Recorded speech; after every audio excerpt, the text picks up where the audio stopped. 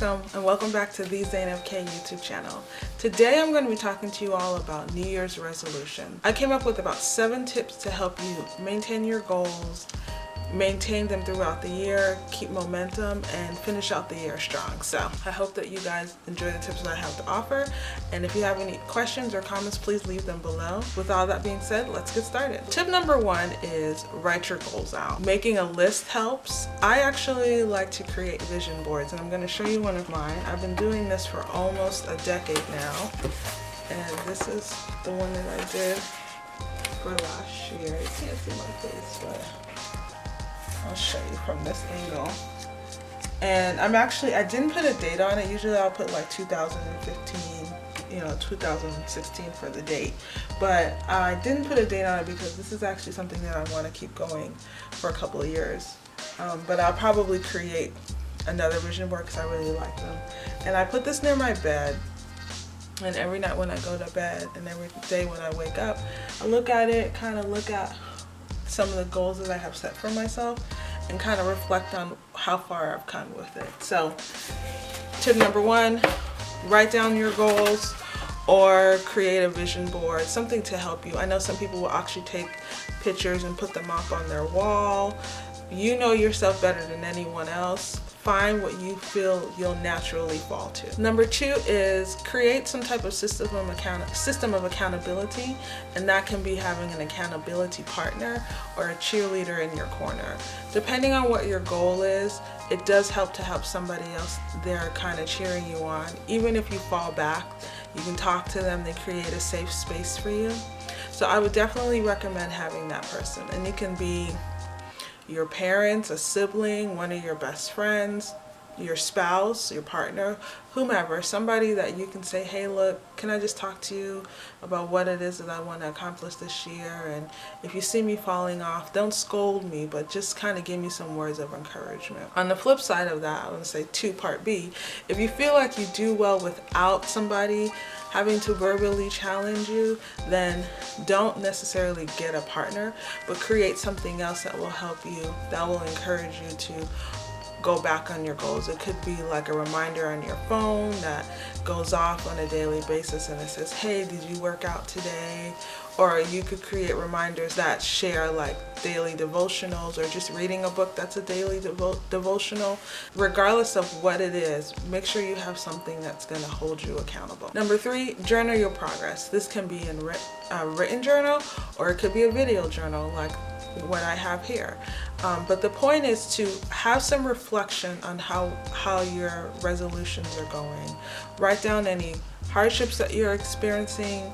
Write down any small wins that you've had, but document your progress. And what this does is when you get to the end of the year, you can go back, read through the year and say, you know what, wow, I was able to make it through quite a bit. I think that this was a really good, it'll help you to reflect and see that long term you were able to do so much more than you had anticipated. So journal your progress. Number 4, write gratitude lists. Now the thing about gratitude lists is that you don't necessarily have to have New Year's resolutions or new goals to write a gratitude list, but I think that it would definitely help towards your completing your New Year's resolutions or your New Year goals.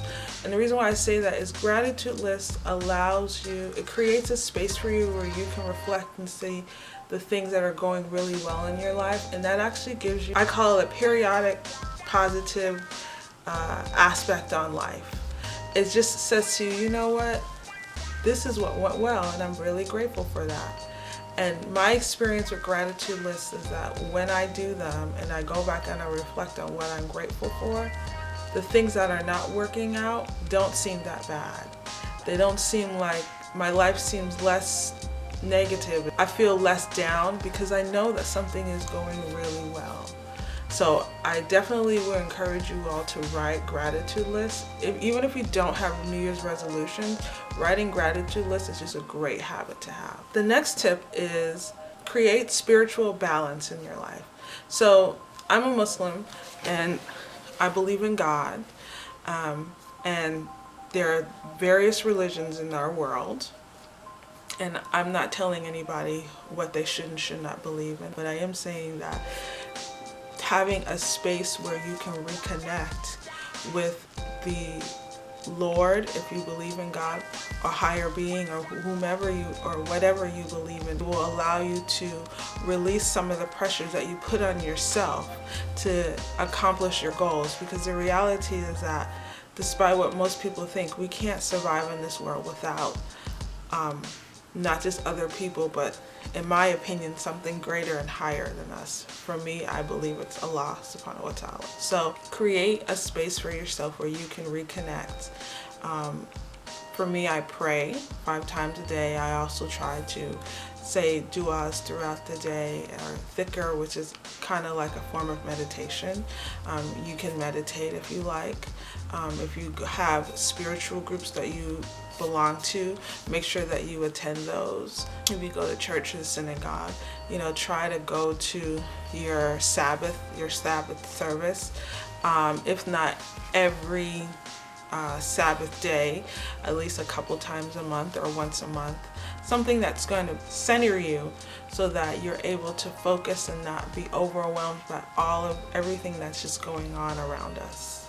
And that will help you focus back on what it is that you would like to accomplish this year. And the next tip that I have is do a mid-year recap. For most people, we get to January, we're like, I'm going to do X, Y, and Z. By March, X, Y, and Z has died. So what it does is, having a mid-year, I guess, check-in is it allows you to restart. You know, it doesn't take that. It only takes 21 days to start a habit. So if you feel like you fell off after the first 6 months, you still have another 6 months to restart where you stopped off at in the beginning of the year.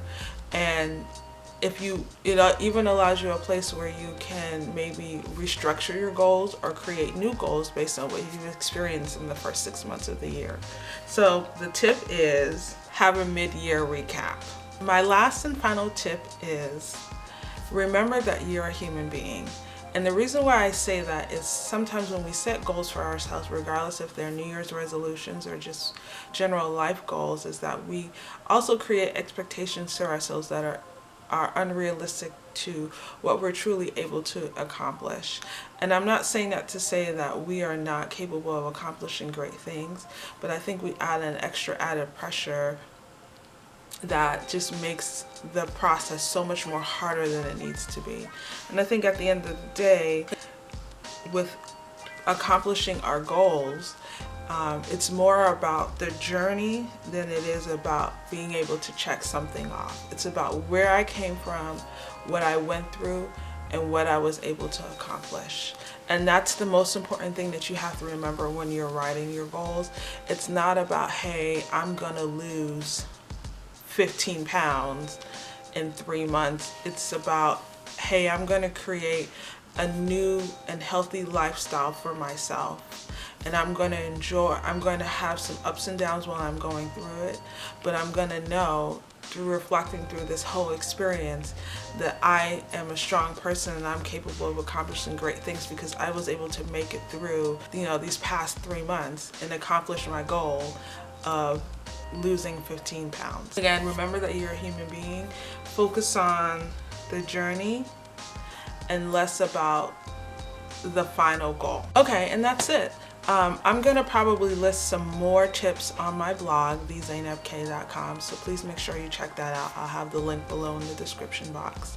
And if you have any questions concerning the tips that I gave you all, please feel free to leave them in the comment section. You also can leave comments on my blog, and then I also have a Twitter, which I'll have my Twitter handle